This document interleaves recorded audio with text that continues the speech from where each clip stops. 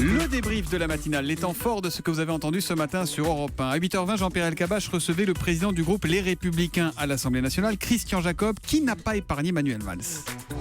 Le Premier ministre, il est là pour gouverner. Il va vraisemblablement avoir, je pense, le bilan le plus médiocre des 20 ou 30 dernières années. On le voit chaque semaine, vociférant à l'Assemblée, ruisselant de sueur, tremblant de tous ses membres, insultant l'opposition en permanence. Simplement, Monsieur Valls, aujourd'hui, c'est le degré zéro de l'autorité.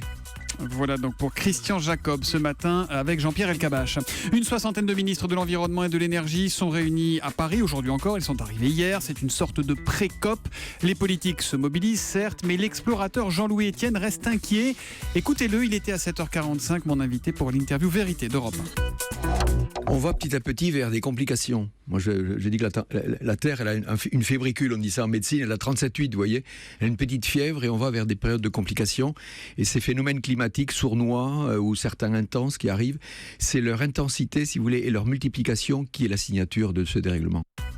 Pêche illicite ou encore chasse d'animaux rares, les crimes environnementaux. On en parle peu et ils enrichissent de plus en plus le crime organisé. C'est ce que nous expliquait, nous révélait même Laurent Néré, professeur de droit à Versailles. Il était à 6h45. Votre invité pour Europe 1 vous répond.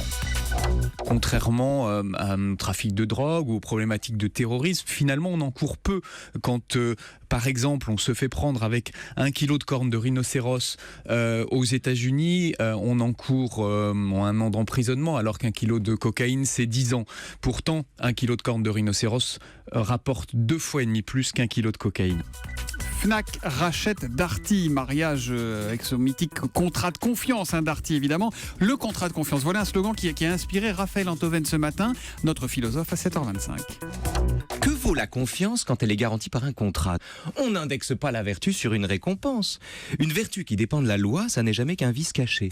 Si la confiance est un contrat, alors c'est plus de la confiance, c'est de la crainte. Un contrat de confiance, c'est un contrat de défiance. C'est littéralement un slogan qui craint. La morale de l'info, Raphaël ? La morale de l'info, c'est que la confiance n'est pas un contrat. La confiance, c'est une cause, pas une conséquence.